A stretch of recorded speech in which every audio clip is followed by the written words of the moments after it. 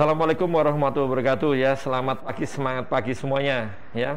Seperti biasa di setiap hari Rabu pagi jam 9 sampai jam 10 bertemu kembali dengan saya Dr. Agus Joko Santo dalam acara Secangkir Kopi Hangat.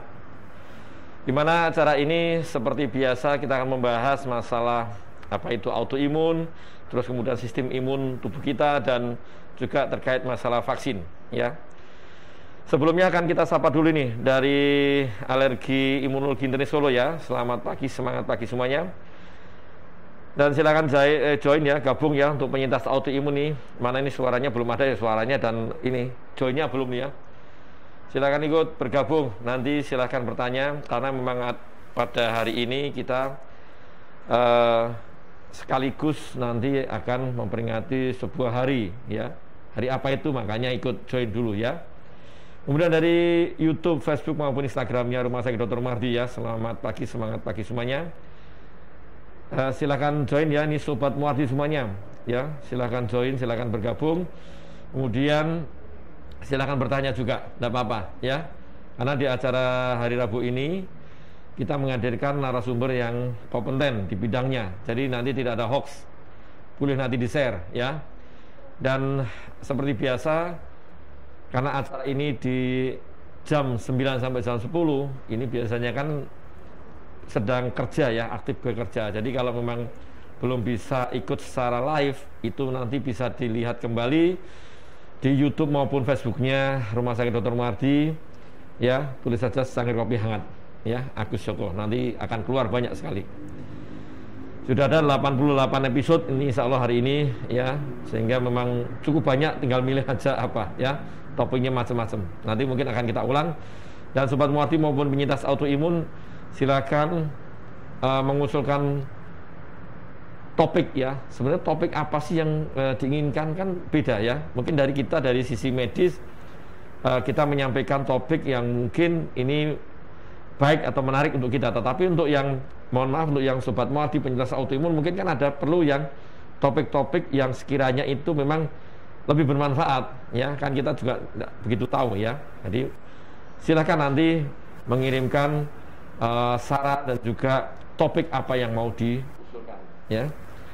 Hari ini kita menghadirkan seorang narasumber yang sangat luar biasa, yang sangat hebat sekali karena memang topiknya hari ini mengenai masalah kanker ya dan vaksin.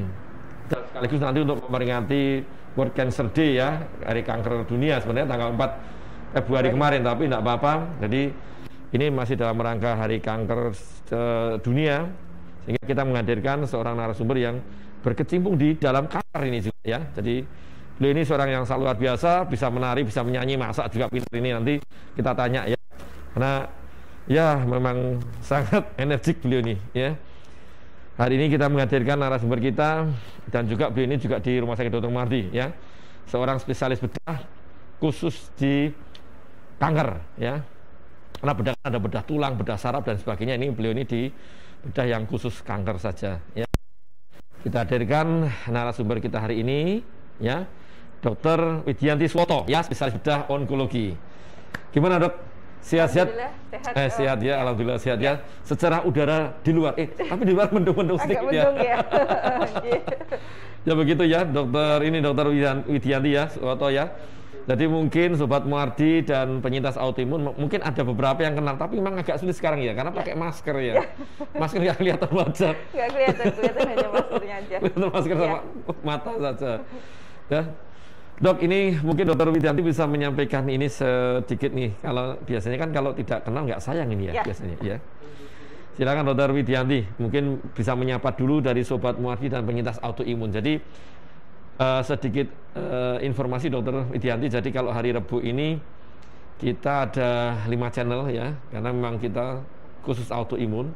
Jadi nanti ada penyintas autoimun, kemudian Sobat Mardi, dan biasanya nanti yang ikut adalah mulai dari Sabang sampai Merauke, nanti dari Aceh, Medan sampai dengan Papua, dan juga ada beberapa yang dari luar, dari Malaysia, Singapura, sama dari Hong Kong ya. Jadi seperti itu. Silakan Dokter Widianti. Ya, Assalamualaikum warahmatullahi wabarakatuh. Ya, selamat pagi Sobat Mardi dan semua penyintas autoimun di Indonesia. Salam kenal, mungkin ya baru sekali ini ya saya bergabung di acara ini. Dan kena masker jadi nggak ya, sementara kita pakai masker dulu. Pakai apa nih? Ada fotonya nih, ada foto beliau nih. Iya. Mungkin bisa, ini Dokter Widianti seorang spesialis bedah ya. Iya. Di khusus gimana dok? Ini mungkin Sobat Muardi nggak tahu nih. Ya. Bedah kan banyak dok. Ya, kalau saya memang sehari-hari berkecimpung atau ini dengan pasien-pasien penderita kanker. Terutama untuk bedah hanya menangani 4 ya, untuk kanker payudara, kepala leher, kemudian kanker kulit, dan satu lagi head and neck. Itu yang lebih diprioritaskan. Cuman mungkin karena saya perempuan, jadi kebanyakan pasien lebih banyak yang payudara yang saya. Cuman memang ada beberapa yang di luar kanker payudara juga. Iya. Jadi itu ya kanker. Jadi nanti silakan datang ke rumah saya Dr. Muardi, bisa ketemu Dr. Widianti Suwoto ya. Dok, ini kan juga mungkin Dr. Widianti bisa menyampaikan dulu mengenai World Cancer Day ya mungkin. Silakan dok. Ya, untuk World Cancer Day ini memang sebenarnya ada beberapa program karena ini merupakan Hari Kanker Dunia. Sebenarnya tidak hanya untuk kanker payudara. Biasanya untuk tiap-tiap kanker itu ada hari-harinya khusus untuk payudara itu bulan Oktober. Cuman untuk Februari tanggal 4 ini memang untuk semua kanker ya. Semua kanker baik yang masih istilahnya on treatment maupun sudah dalam penyintas ya, survivor kanker. Jadi ada beberapa ada beberapa kayak perkumpulan dari sama seperti autoimun seperti tadi untuk penyintas kanker, di mana ya banyak sekali fungsinya ya untuk mereka. Jadi mereka saling menguatkan, saling support, saling bercerita pengalaman untuk karena ya mau gimana, untuk kanker itu memang pengobatan tidak hanya sehari 2 hari, itu memang butuh waktu. Dan biasanya pasien sendiri capek kalau tidak ada penyemangat ya. Harus ada yang support ya dok. Iya. Biasanya memang itu ya, kayak harus ada support dari terutama keluarga terdekat dulu ya. Iya, terutama itu. Soalnya kalau enggak kan dikira kalau dia satu berjuang sendiri nih, enggak akan bisa. Iya kan, cuek dengan saya malah tambah ngedrop. Iya. Jadi yang paling penting memang keluarga lingkungannya yang harus mendukung penyintas kanker. Itu ya, Sobat Muardi, dan terima kasih nih dari Kalimantan Barat ya, Mbak Lucy Valencia sudah bergabung ya. Dan banyak sekali terima kasih semua yang sudah mulai bergabung ya, banyak. Dan nanti hari ini memang kita sekaligus memperingati Hari Kanker Sedunia, dan juga nanti hubungannya dengan vaksin dan sistem imun tubuh kita nih. Nanti Dokter Widianti bisa menyampaikan nih ya, sekelumit terkait masalah apa itu kanker ini ya. Dok, ini kan gini, kalau yang masalah kanker tadi ternyata memang setiap kanker beda-beda ya. Jadi maksudnya tadi untuk harinya dulu nih, Hari Kanker Dunia, berarti ini yang semua kanker. Semuanya ya. Kanker, ya. Nanti ada untuk yang kanker payudara khusus sendiri, bulan apa sendiri ya. Nah, ini yang menarik dok. Ini mungkin pengalaman Dokter Widianti nih. Seberapa banyak sih orang yang kena kanker nih, populasinya ini? Ya, kalau untuk kanker, karena sekarang kanker itu istilahnya sebagai apa ya, frekuensi paling banyak untuk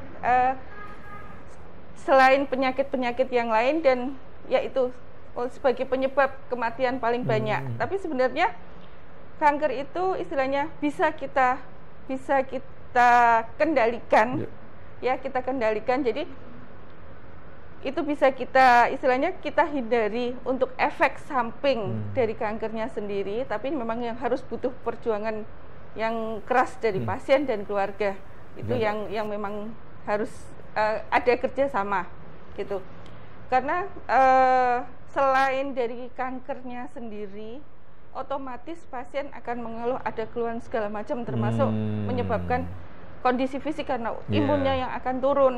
Di samping itu terapi dari kankernya sendiri, kemoterapi, radiasi, terus targeting terapi, itu pasti berpengaruh terhadap sistem imun. Dan walaupun itu berpengaruh terhadap sistem imun, sampai detik ini masih dipakai sebagai treatment. Biasanya kan pasien, dok saya enggak usah di kemo ya, karena nanti kemo gini. Dia udah baca sendiri biasanya. Oh ini kayak gini. Tapi saya tegaskan sekali lagi, sampai detik ini kemoterapi radiasi itu masih dipakai sebagai pilihan terapi kanker di dunia. Ya. Jadi jangan takut ya, seperti itu aja.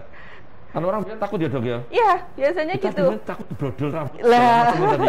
Iya.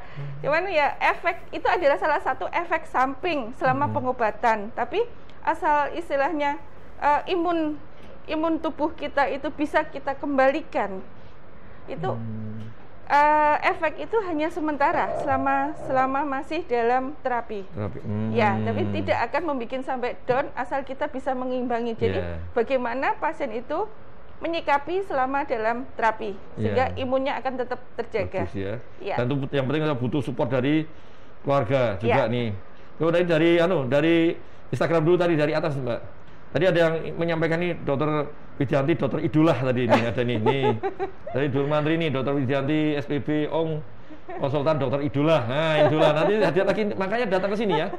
Dari Cepogo nih Mbak Lali ya. Kemudian nih Mbak Fairul nih. Yang lainnya juga nih udah viral dari Singapura ya.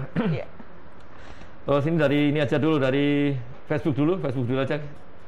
Kita jawab nanti, ini udah ada ya, dari Mbak Lucy tadi, dari Kalimantan, oke, bawahnya. Mas Sri dari Sri M, atasnya Mbak. Nah, atasnya tadi, ya Sri M. Dokter, ini untuk remaja sampai ini kita langsung sambil nanti berarti ada yang bertanya apa-apa ya. Sri M nih, dokter untuk remaja sampai usia berapa yang bisa direkomendasi vaksin HPV untuk mencegah kanker serviks anak saya umur 14 tahun. Nah, nih gimana Dok? Mungkin Dokter Widianti mau nyampaikan dulu nih. Ya, untuk kanker serviks mungkin lebih ke arah dokter seperti saya bilang tadi ya. Cuman setahu saya untuk kanker serviks itu pada prinsipnya untuk kanker itu memang bisa secara diturunkan dari keturunan atau jadi bawaan dari pola perilaku dari pasien itu bisa. Jadi cuman untuk tiap pasien itu beda-beda. Nah, sekarang apakah itu pencegahan untuk kanker serviks? Kanker serviks setahu saya kalau masih anak-anak selama dia belum istilahnya berhubungan, kemungkinan masih bisa kita cegah. Jadi hubungan suami istri itu yang memang kalau masih anak-anak kan insya Allah enggak. Jadi itu masih bisa kita cegah. Itu paling hanya itu ya. Tapi kalau memang sudah punya keturunan, kita harus cek dulu. Itu yang harus kita buktikan secara genetik. Betul sekali. Jadi saya tambahkan ini Mbak Sri M. Sri M ini Mbak apa Bu ya? Mohon maaf nih, Sri M biasanya Ibu ya? Kemungkinan Ibu karena putranya umur 14 tahun. Jadi gini ya Ibu ya, untuk Sobat Marti penyintas autoimun sekalian, berarti vaksin HPV ya, salah satunya memang itu direkomendasi adalah yang sudah mau mulai aktif seksual ya. Jadi kan kalau di Indonesia itu umur boleh nikah itu umur perempuan 20 apa ya? 18 atau 20 ya? Udah punya kalau memang sudah mulai aktif seksual itu sebaiknya memang harus divaksin HPV dulu ya, untuk mencegah adanya timbulnya kanker serviks tadi ya. Jadi rekomendasi itu ya. Jadi saat dia mulai sudah mau aktif seksual, mau nikah, sebaiknya divaksin HPV. Kalau sudah aktif seksual sudah lama divaksin, ya mohon maaf dalam tanda kutip itu ya mubazir, nggak ada gunanya ya, karena memang sudah kena ya. Jadi ini kan vaksin adalah untuk pencegahan ya. Kalau memang sudah aktif seksual sudah 5 tahun baru mau divaksin HPV, ya sebaiknya dicek dulu ke dokter kandungan ya, Dok. Untuk dipastikan dulu. Swab dulu lah di itu pap smear ya namanya. Pap smear. Jadi untuk dilihat apakah dia memang sudah mengalami gangguan atau mutasi atau sebagainya yang mengarah ke suatu keganasan. Karena kalau sudah mengarah ke suatu keganasan, divaksin nggak ada gunanya, ya kan, untuk pencegahan. Jadi gitu ya, Bu Sri, silakan datang nanti ke rumah saya Dr. Mardi, ya. Ketemu Dr. Widianti boleh dulu. Dari Mbak Absari nih, dari Bali ya. Selamat pagi dokter ya, selamat pagi Mbak Absari. Bali gimana? Semoga sehat semuanya ya.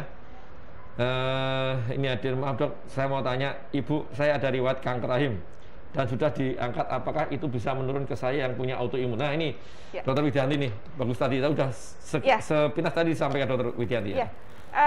Sama seperti yang saya bilang tadi ya, kalau memang ada istilahnya ada orang tua atau keluarga kita yang kena, memang sebaiknya kita cek dulu. Kita cek dalam arti apakah ada kelainan gennya. Kalau pasien berarti ibu dari Mbak Absari ini kita cek ada kelainan genetik. Nah, untuk Mbak Absari memang harus lebih, istilahnya lebih aware. Lebih aware berarti kalau ibu ada kelainan genetik, kemungkinan memang bisa diturunkan untuk ke putranya. Tapi kalau ibu tidak ada kelainan genetik, kemungkinan lebih kecil untuk putranya terkena.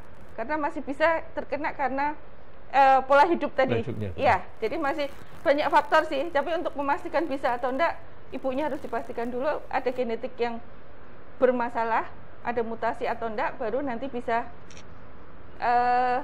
ke Mbak Absarinya. Mbak Absari ya. Ya. Kemungkinan masih bisa ya. Iya, namanya masih juga 50% ya. Ini memang betul yang disampaikan Dokter Widianti ya, Mbak Absari. Jadi kanker juga sama dengan kayak DM, kayak hipertensi juga ada faktor untuk bakat menurun, tetapi tidak mutlak loh ya, Mbak Absari ya Dok ya. Masih tergantung ada faktor pencetusnya atau tidak. Jadi memang tidak mutlak 100% kan ya. Ya. Jadi itu yang perlu dimengerti Mbak Absari. Dan ini yang penting tadi disampaikan Dokter Widianti, tetap punya bakat ada, tetapi kalau pola hidup kita bagus sih insya Allah sih tidak akan timbul, biasanya gitu. Iya. Orang tuanya punya sakit gula, putranya itu pola hidupnya bagus ya nggak kena gula. Tetapi kalau amburadul ya tetap bisa walaupun juga tidak punya keturunan ya. Jadi gitu ya. Dan ini memang riskan adalah Mbak Absari ini penyintas autoimun. Autoimun memang agak riskan juga, hati-hati ya Mbak Absari. Sebenarnya sini ada ini loh, Sobat Muarti dan penyintas autoimun, sebenarnya ada cek di laboratorium, ada ini cek untuk mengetahui resiko kanker, itu ada cancer risk ya. Cancer risk ada yang mohon maaf tuh harganya berapa, sekitar nggak tahu ya 8 jutaan. Cuman memang untuk tiap cancer kita punya petanda sendiri-sendiri, jadi tidak bisa satu ini untuk semuanya. Makanya banyak, saya lupa harganya. Tapi bisa relatif lebih mahal karena untuk di Indonesia. Bisa dicek nanti ya Mbak Absari tadi ya. Jadi memang ini ikut pemeriksaan apa ini ya. Jadi Mbak Absari bisa nanti datang ke Bali, di sana nanti ketemu dokternya di Rumah Sakit Sanglah ya nanti. Biar konsultasi ya. Yang mau dicek apa saja ya. Ada juga yang cancer risk dan berbagai macam pemeriksaan lain. Tadi sampaikan Dokter Widianti kan memang setiap penanda untuk tumor kan beda-beda ya. Jadi itu. Gitu ya Mbak Absari. Cuman saya boleh menambahi, kalau untuk perempuan sebenarnya tiap tahun cukup USG atau mamografi untuk payudara, kemudian pap smear. Cukup itu ya? Ya, untuk istilahnya untuk screening ya, untuk screening. Karena yang terbanyak cukup, itu ya Dok ya? Ya, yang paling banyak kan itu. Jadi USG ya Mbak Absari. untuk payudara, USG payudara sama pap smear untuk di daerah rahimnya ya. Ya, daerah rahimnya. Jadi itu karena yang paling banyak menurut Dokter Widianti yang paling banyak itu 2 ya. Itu aja, cukup itu aja dulu ya yang penting. Dari Mbak Fairul Nur ya, bagaimana kabar Singapura nih ya? Dok, apakah kanker bisa sembuh dan adakah pencegahan agar kita terhindar dari kanker? Nah ini betul tadi, mungkin ini Dokter Widianti tadi sebenarnya awal sudah menyampaikan, tapi perlu diulang lagi tidak apa-apa. Untuk kanker sebenarnya kalau sembuh 100% memang kecil, kecuali kalau itu terdeteksi dalam stadium awal ya. Cuman kita bisa mengendalikan dalam arti dia tidak semakin memburuk atau dia semakin menyebar kemana-mana, itu kita bisa lakukan. Cuman ya itu memang butuh kesabaran, benar-benar ketelatenan dari pasien untuk kontrol, untuk melakukan terapi. Dimana biasanya pasien itu jenuh. Aku kok tiap hari harus minum obat, bosan harus itu loh ya. Ke rumah sakit biasanya seperti minum itu. Obat, kalau kayak makan nasi aja bosan apalagi minum. Dan kalau tadi pertanyaan yang kedua untuk pencegahan. Untuk pencegahan ya balik lagi, kalau kita sudah punya bawaan gen, itu memang bisa dicegah 100% memang enggak. Cuman yaitu prinsipnya adalah kita selalu hidup sehat. Hidup sehat. Kalau hidup sehat otomatis bukan hanya kanker ya, untuk penyakit lain pun itu bisa kita hindari. Iya, sebenarnya prinsipnya kan itu. Pencegahan itu yang penting. Ya, dan satu lagi adalah deteksi dini, selalu kontrol, aware untuk tubuh kita, untuk kita lakukan medical check up tiap tahun. Itu paling tidak selain cancer atau penyakit yang lain kan kita akan tahu. Jadi itu Deteksi dini, yang tahu kan diri kita, Dok, ya. Iya, okay. Soalnya kan yang, ya mohon maaf, yang meraba tubuh kita sendiri ya.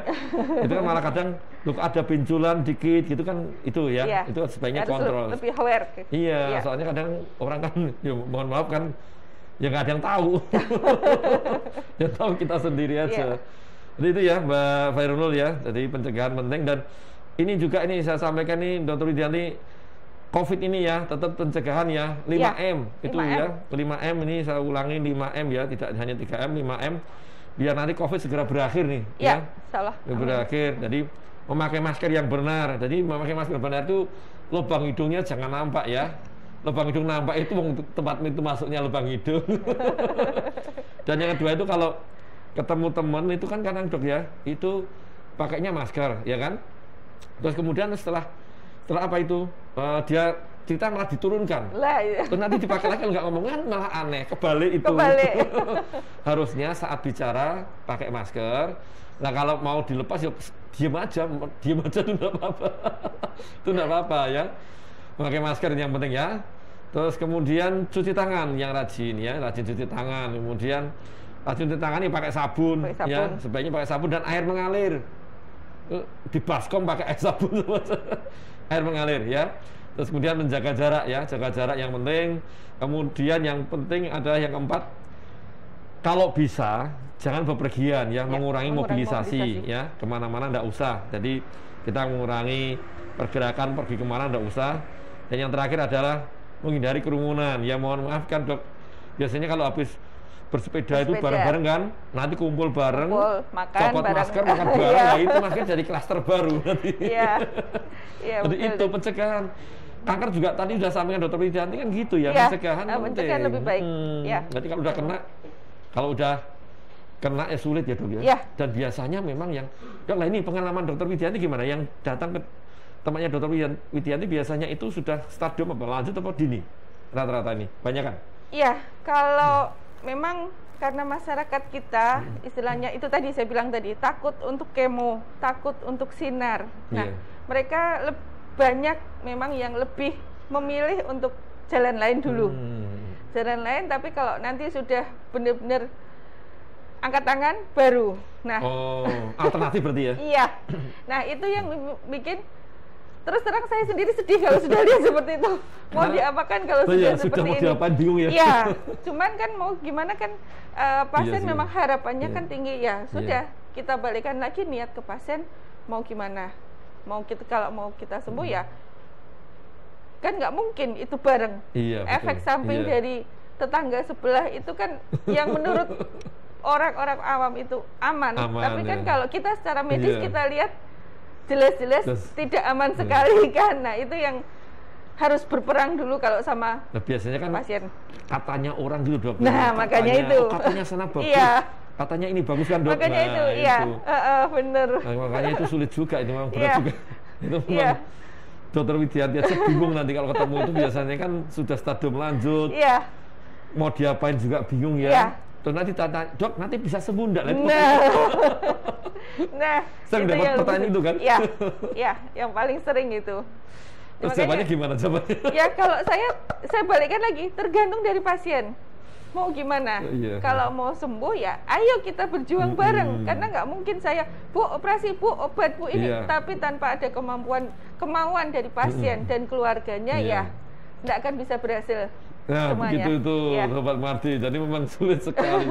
Sebaiknya kalau ada teraba benjolan apapun, terutama mohon maaf, misalnya pas ngeraba payudara benjolan, secepatnya datang ke dokter ya, ke rumah sakit ke dokter. Kalau di sini ada Dr. Widianti Suwoto, silakan datang konsultasi.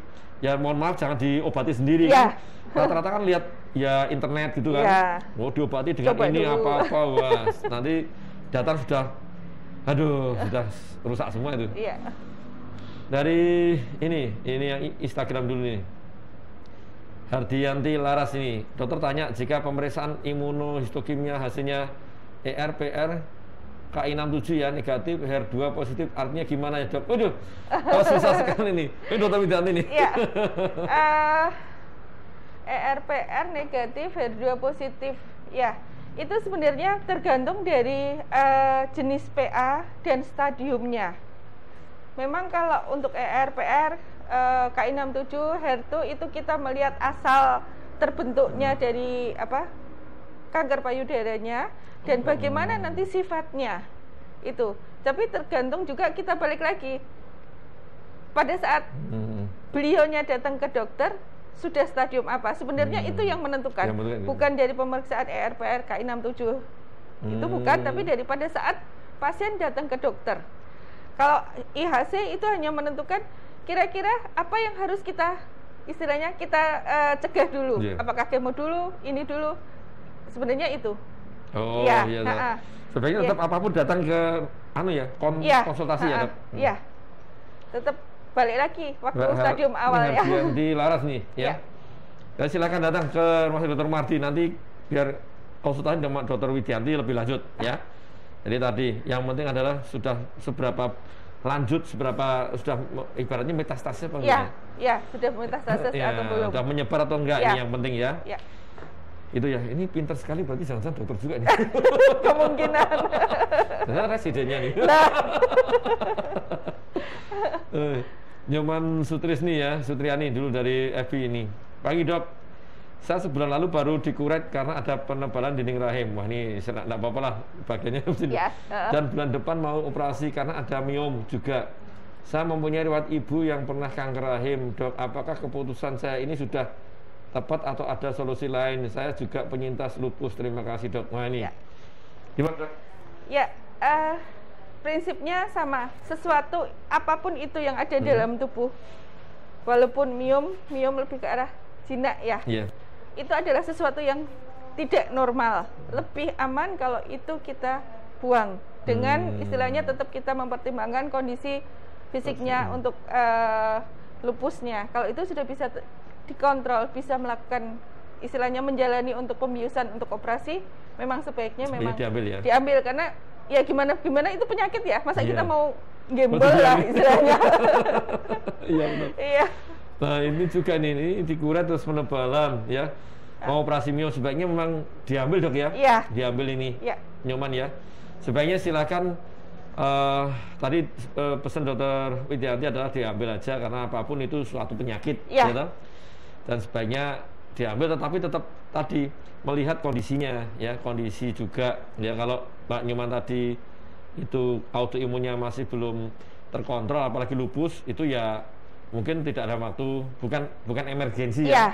Jadi masih bisa disiapkan lah, nanti disiapkan dulu, dibuat lupusnya terkontrol dengan baik ya Dok. Nanti harapannya komplikasi setelah operasi itu minimal. Lebih ya minimal, kan? ya. Betul, Jadi itu ya Mbak Absari, ya Sutriani Nyoman ya. Ini dari Ardian Bayu, ini dulu, Arnita dulu aja, Arnita nih. Bisa dijelaskan mereka yang ada kanker tidak dibolehkan untuk vaksinasi COVID-19. Nah ini, silakan dulu, nanti saya tambahin. Ya, ini memang pertanyaan yang baru ngetren di antara pasien. Kalau tiap hari saya periksa atau enggak usah nih, tiap hari WA aja masih pasien, Dok saya mau divaksin boleh enggak? Ya, prinsipnya sebenarnya gini, untuk pasien dengan kanker itu sebenarnya saya sudah istilahnya searching di mana-mana, kita cari memang penderita kanker itu sebenarnya merupakan prioritas utama untuk diberikan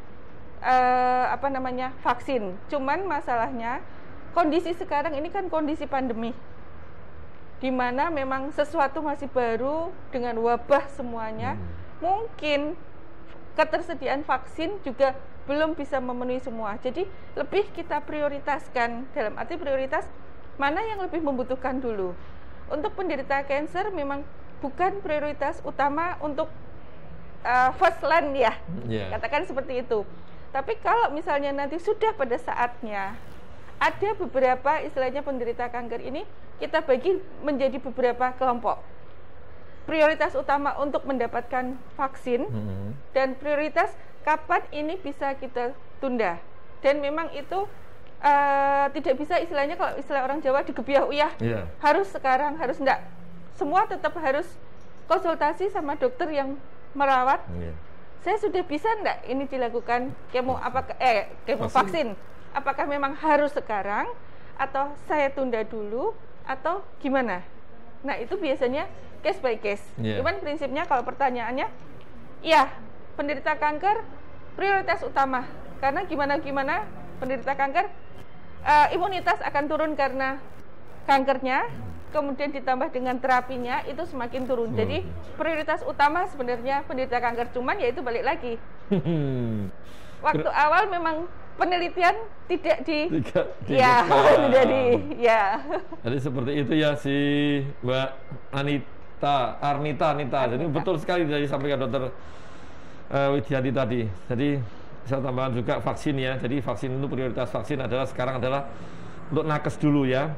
Nakes itu pun dibuat usia 18 sampai 59 dengan yang awal. Mulai per 8 Februari kemarin memang dirubah untuk yang lansia yang memenuhi kriteria itu bisa diperbolehkan untuk menerima vaksin Sinovac. Kenapa diperbolehkan? Karena vaksin Sinovac ini adalah vaksin mati ya. Jadi vaksin mati itu relatif lebih aman dibanding vaksin-vaksin hidup yang lain ya.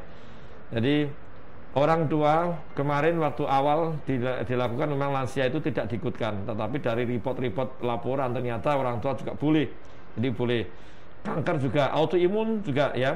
Autoimun memang sampai sekarang yang rekomendasi terbaru memang belum diperbolehkan selama memang dia masih termasuk yang autoimun jenis yang sistemik, yang kayak lupus ya, rematik autoimun dan sebagainya, itu memang belum layak sebenarnya ya vaksin. Kecuali yang sudah terkontrol dengan baik ya, ada yang terkontrol dengan baik itu boleh divaksin. Tetapi ini ya, tadi saya sampaikan Dr. Widianti, ketersediaan vaksin ya. Ini memang adanya adalah baru terbatas sekali, diutamakan untuk yang mohon maaf untuk nakes dulu. Ya kan, nakes, semua nakes dulu, nanti baru nanti ada tahap kedua ya, tahap kedua nanti untuk yang apa itu pelayan publik lah. Petugas publik itu ya. Itu ada petugas publik dan sebagainya, nanti baru ada masyarakat umum dan sebagainya. Jadi memang bertahap. Jadi mohon kesabarannya sambil nanti ini vaksin baru, jadi kan perlu dilihat nanti safety-nya, keamanannya bagaimana, komplikasinya, kipinya, kejadian setelah diimunisasi apa, kan tetap dievaluasi sehingga nanti bisa disimpulkan, oh ini memang benar-benar bagus, aman dan sebagainya untuk masyarakat luas ya. Jadi mohon sabar ya. Dr. Widianti sudah menyampaikan kanker juga termasuk salah satu, iya betul, karena sistem imunitasnya rendah sekali ya. Jadi memang untuk sekarang yang untuk pemberian autoimun dengan masih mendapatkan imunosupresan yang untuk menekan sistem imun sih memang belum layak untuk diberikan vaksin ya. Sabar nunggu tanggal main. Jadi gitu ya Mbak Arnita tadi ya. Terus ini dari Instagram ya, Instagramnya Martini dari Ardian Bayua. Dok, kenapa tidak semua penderita kanker boleh divaksin COVID? Efek samping apa yang dikhawatirkan? Jika tidak mendapat vaksin, bagaimana cara yang bisa dilakukan penderita kanker untuk menghindari COVID? Nah, ini Dokter Widianti nih, pas nih. Untuk sebenarnya seperti saya bilang tadi, untuk penderita kanker memang harusnya mendapat, cuman kapan harus masuk itu tergantung dari kondisi fisik.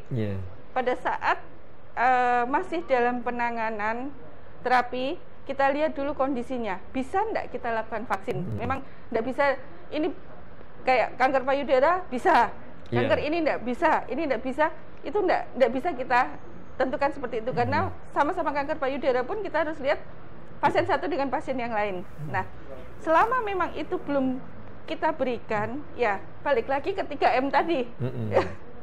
3M ya, masker ya. Yang paling penting adalah kita meningkatkan imun kita sendiri. Berarti pola makan, pola hidup harus kita perhatikan. Jadi prinsipnya seperti itu. Jadi tetap harus sabar dulu ya, nunggu vaksin. Itu Mas Ardian Bayua. Jadi memang seperti itu ya. Jadi tetap pencegahan nomor 1 ya, Dok. Iya. Kalau nggak dicegah namanya, kalau vaksin kan juga bukan mutlak loh ya. 100% ya. Terus nanti ya mohon maaf, misalnya udah divaksin terus ini jalan-jalan kemana-mana tanpa masker ya. Tanpa masker ya, tidak seperti itu.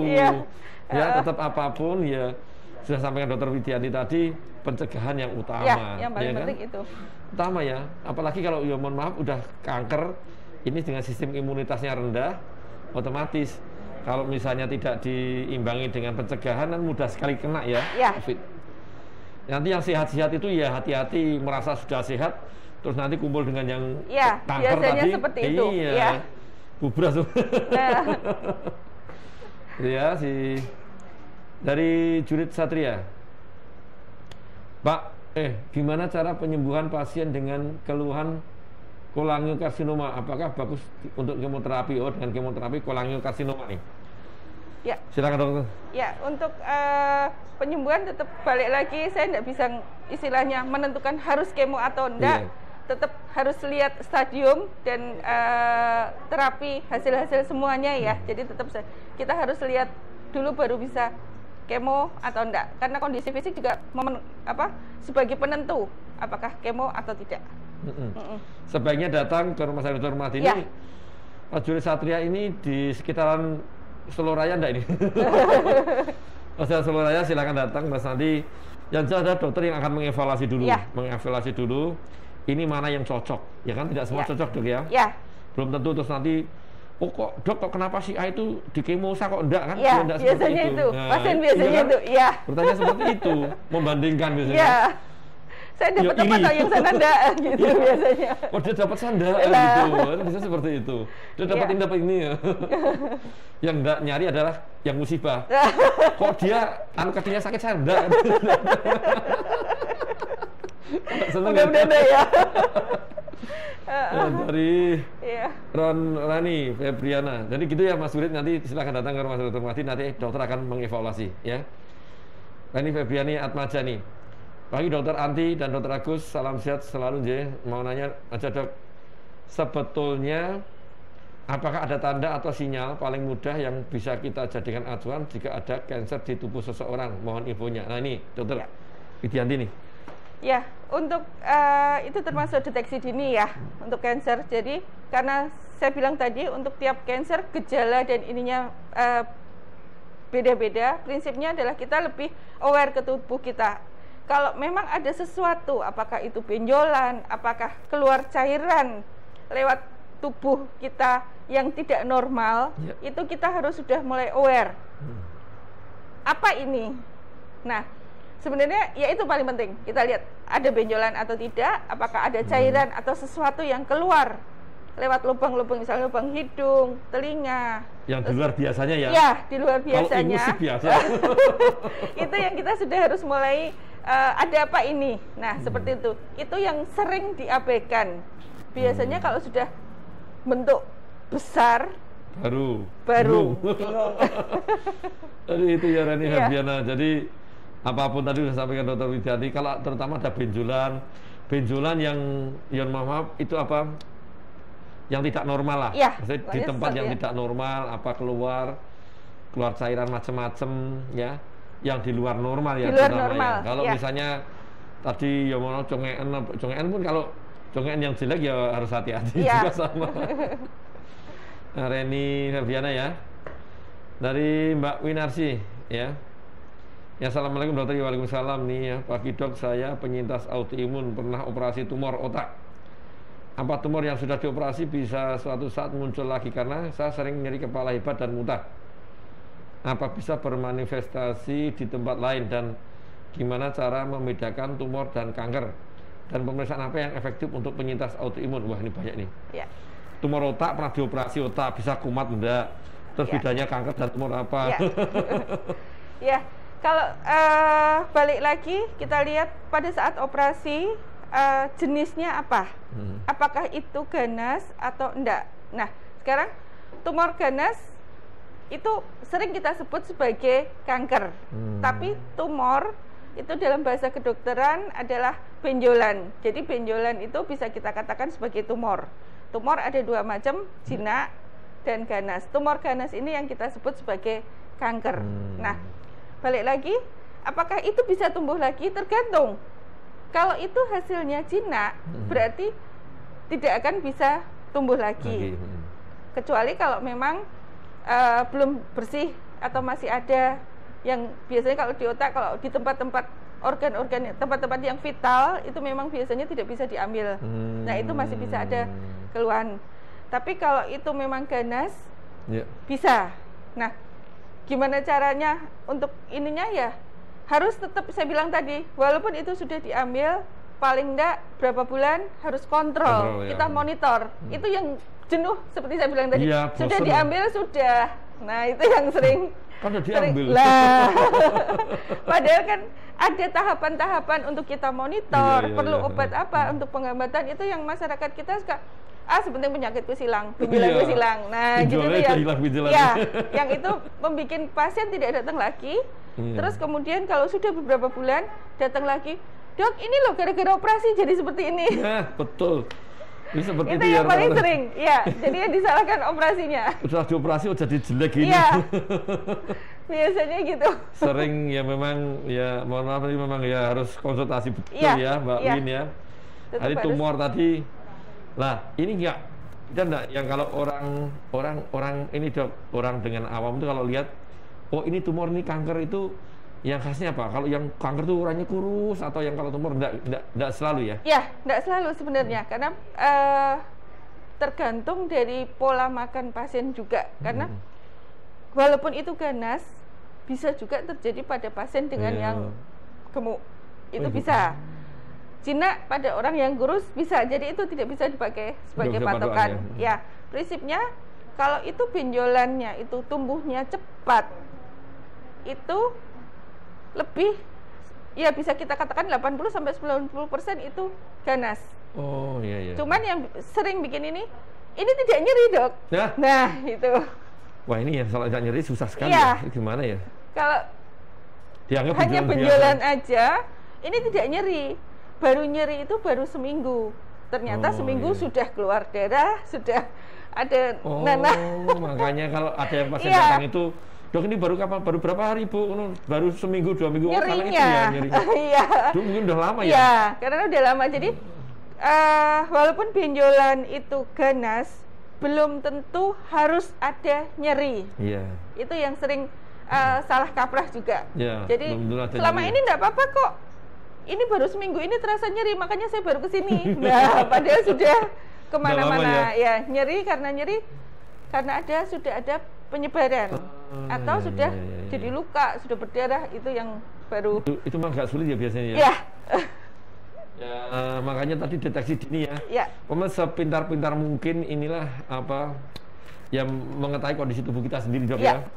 Oh ya, ini mungkin disampaikan dulu nih, Dok, untuk yang mohon maaf untuk yang pemeriksaan payudara sendiri itu gimana untuk deteksi dini, Dok, untuk awal-awal, Dok? Ya. Bisa nyampaikan dulu, Dok. Ya, untuk benjolan untuk payudara ya, untuk perempuan memang sebaiknya sejak dini. Jadi mulai mungkin anak-anak kita sudah mulai menstruasi awal, itu sudah mulai diajarkan untuk sadari yaitu pemeriksaan payudara sendiri. Itu mulai harus rutin, itu bisa dikerjakan sendiri di rumah, dan biasanya waktunya dikerjakan adalah 1 minggu setelah menstruasi selesai. Itu mulai dicek sendiri, diraba ada benjolan atau tidak di payudara dan ketiak. Ya, payudara dan ketiak. Kemudian ada cairan atau enggak yang keluar lewat puting, cairan yang enggak normal. Kemudian ada nyeri atau tidak. Kalau memang ada sesuatu yang enggak normal, memang sebaiknya untuk datang ke dokter atau ke rumah sakit untuk diperiksakan. Prinsipnya adalah kapan dimulai? Sejak perempuan itu mulai menstruasi. Jadi mulai umur, ya, kalau sekarang anak-anak sekarang SD kadang 6 tahun ya, sudah mulai mens ya. Ya, itu berarti mulai kelas 4 SD biasanya. Ya, pokoknya mulai menstruasi berarti harus mulai sudah dilakukan. Sadari. 10 hari apa berapa seminggu? Ya, 1 minggu setelah menstruasi bersih. Nah, kalau pada wanita yang sudah menopause dilakukan tiap bulan pada tanggal yang sama. Oh gitu. Ya, monggo. Untuk ingat-ingat ya. Ya, untuk ingat-ingat atau ini jatahnya terima apa tuh? Pensiun. Nah, itu baru. Jadi ada waktu-waktu yang beliau ingat ya, itu. Pensiun berarti periksa ya. Ya, tapi memang harus rutin karena kalau itu nggak rutin nggak akan bisa diketahui. Ya, tiap bulan harus rutin. Kalau rutin kan dia ada masih benjolannya masih kecil, mesti akan terasa. Pasien akan merasa. Tapi kalau nggak rutin, pasti ini baru kemarin baru seminggu padahal sudah segini-segini. Nggak mungkin kalau sudah seperti itu. Jarang sekali ya tadi yang bisa. Jadi itu penting sekali ya untuk ibu-ibu ya, untuk yang Mbak semuanya ini tadi disampaikan Dr. Widianti bahwasanya sadar itu penting sekali ya. Nanti daripada nanti terlambat ya, datang udah udah gede, udah ya semacam-macam lah. Ya. Itu, ini terus dari Instagram nih, dari Mbak Febri Zena. Dok, ibu saya 53 tahun, CA cervix stadium 3 nih. Kemo baru 1 kali, ibu kaki kanan bengkak. Sekarang mengeluh punggung sakit terus seperti mau melahirkan dan badan sakit semua. Dok, pola makan penderita kanker yang sedang kemo bagaimana dan apa yang dilarang, apa yang sangat disarankan? Nah nih. Ya. Ini CA cervix ini udah kemo ya? Iya. Terus sampai sakit nih pinggang. Ya, mungkin sebenarnya kalau untuk pola makan tidak ada istilahnya, tidak ada larangan atau ini, malah enggak. Cuman kalau saya selalu menyarankan kepada pasien saya, selama kemo adalah pola makannya tetap harus bagus, dalam arti 4 sehat 5 sempurna ini harus masuk, tidak harus dalam porsi banyak. Kalau misalnya hanya bisa masuk 2 sendok, enggak apa-apa, 2 sendok, tapi frekuensinya harus ditambah. Jadi sehari itu bisa 4 sampai 6 kali untuk makan. Karbohidrat harus masuk, protein, vitamin, mineral, susu, ini harus masuk.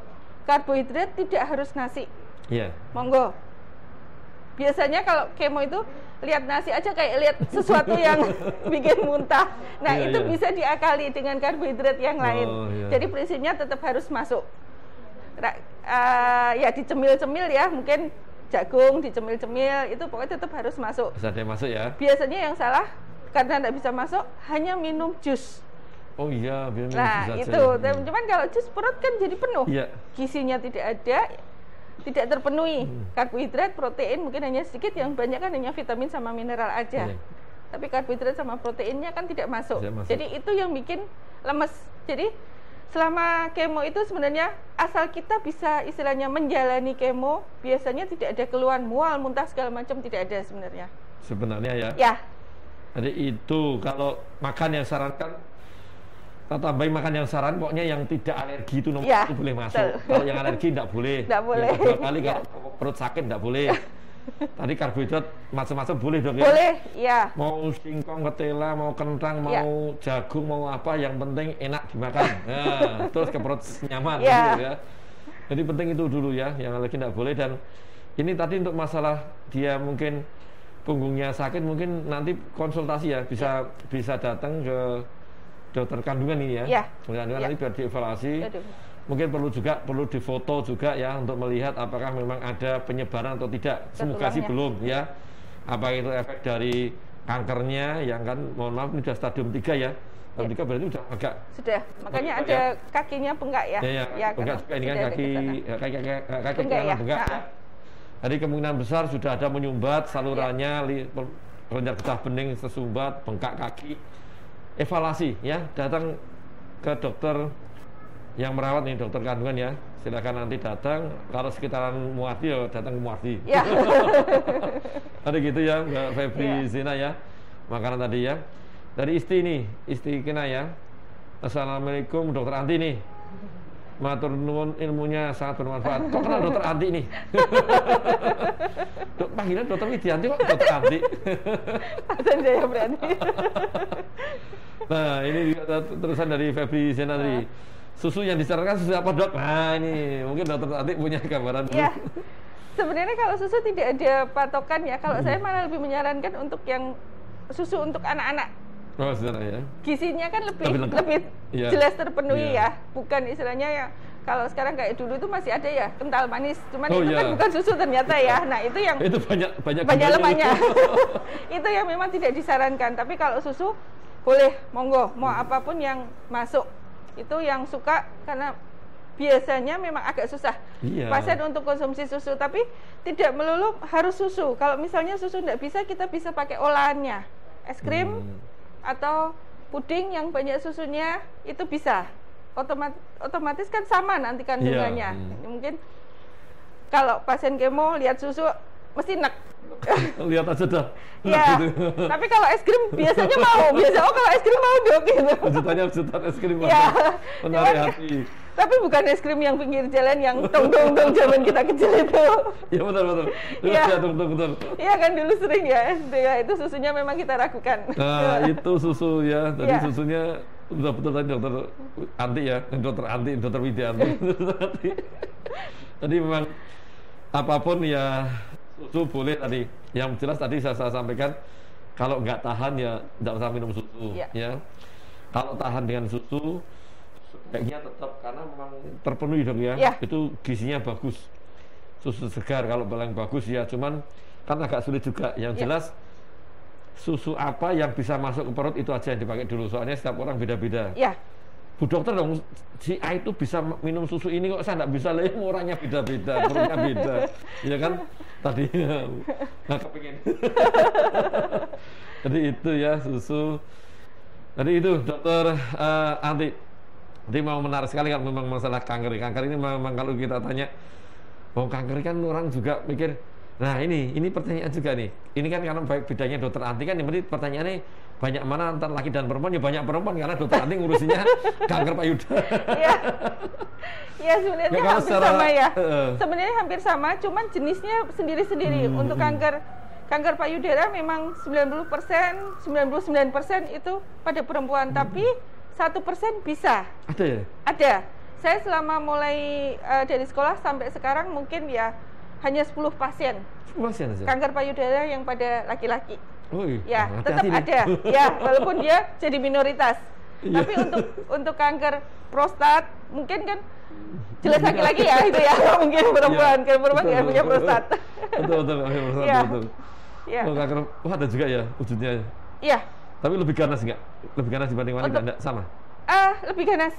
Kalau pada laki-laki biasanya lebih ganas karena ya hormonnya beda, kemudian untuk jaringannya juga lebih beda, jadi dia lebih sering untuk metastasis ke tempat lain, lebih penyebarannya lebih cepat biasanya. Sedikit sekali ya sebenarnya. Ya, hanya 1% sih. Hati-hati nih ya, laki-laki nih sama ya. Saya juga ngomong.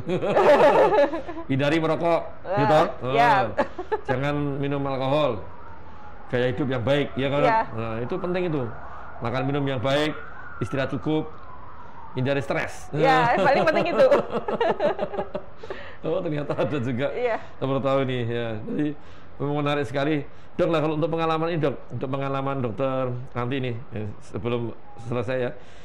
Selama ini nangani yang kanker-kanker itu kan orang tanya, dok kalau saya nanti di kemo, di radioterapi maupun di operasi itu kira-kira itu bisa baik enggak, dan kira-kira itu bisa sembuh atau bisa baik ataupun ya mohon maaf harapan hidupnya tambah panjang enggak, kan ini pertanyaan itu nih ya.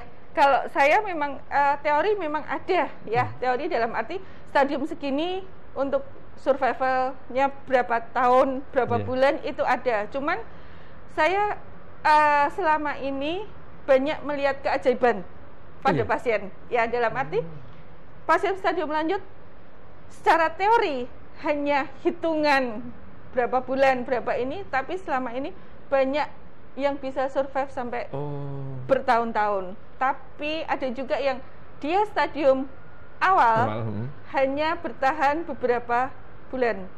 Ya, makanya saya balik lagi, semua itu tergantung dari pasien, semangat dari pasien dan keluarga yang mendukung. Yang jelas kita para medis kan mesti mendukung pasien ya.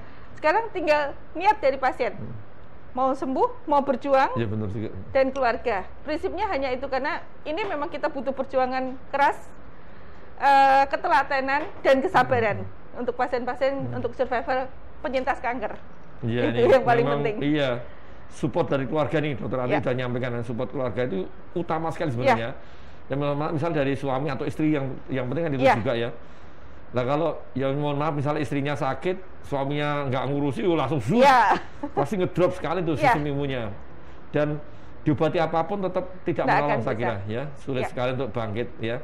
Keluarga inti mensupport, pola hidupnya dirubah semuanya dan mungkin ada satu lagi dokter Agus, kepercayaan pasien terhadap pengobatannya sendiri betul. Itu benar-benar mempengaruhi. Penting karena kalau pasien sudah apa toh ini, itu sudah memang mendingan ya, alternatif lah. Nah, Gitu. biasanya gitu.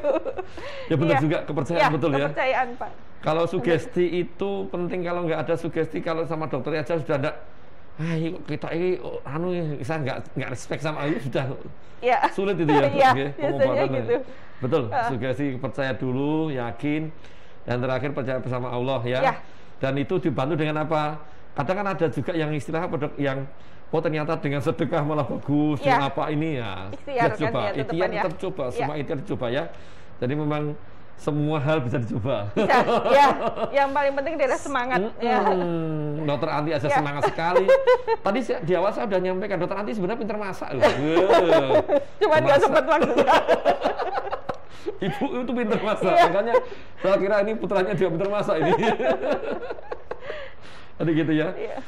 Untuk sobat Marti dan penyintas autoimun sekalian, ini memang nggak terasa ini memang 1 jam baru selesai, dan kita nih dokter Anti kita Ya. punya grup komunitas autoimun ya. Jadi grup komunitas autoimun ini mewadahi para penyintas autoimun, yang tadi sudah sampaikan dokter Anti kan di kanker juga ada ya penyintas Ada. itu. Ya. Jadi silakan dicatat, dan ini mohon maaf, ini yang hanya penyintas autoimun yang boleh ikut. Kalau orang normal ya tidak usah ikut dong, ini untuk khusus penyintas autoimun ya.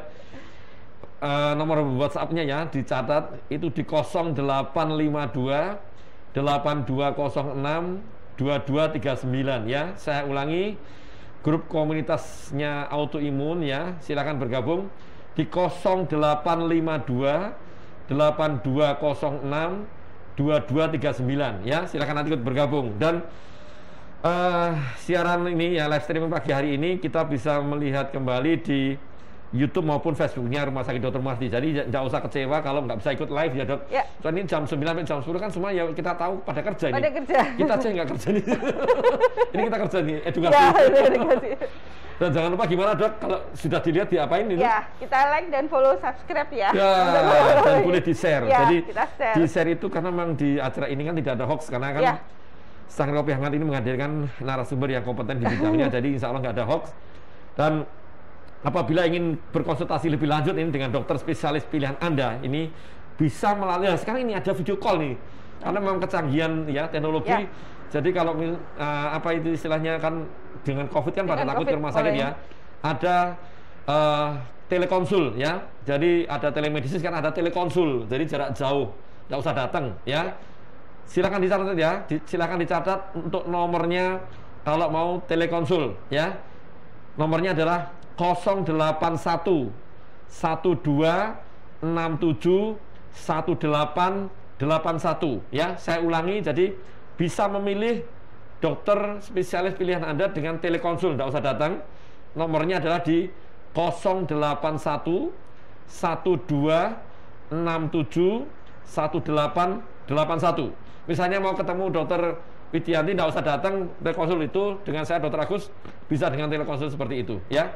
Nggak usah datang, takut dok, saya takut dengan COVID Ya. tapi jangan takut dengan dokternya loh. Dok, saya takut dengan, kalau ketemu langsung takut. Dok, saya takut dengan dokter Anti saya datang ya. Jadi gitu ya. Untuk sobat Marti dan penyintas autoimun sekalian, nggak terasa nih 1 jam ya. Kita ngobrol mungkin 2 jam bisa ya. Dan ini mungkin yang terakhir, mungkin ada pesan sedikit dari dokter Anti terkait masalah kanker ini ya. Silakan untuk yang sobat Marti, silakan. Ya, pesan saya hanya kita harus tetap semangat, berjuang, sabar, dan selalu ikhtiar. Ya. Hanya itu. Amin. Sehat selalu. Ya. Saya selalu singkat, padat, dan tepat.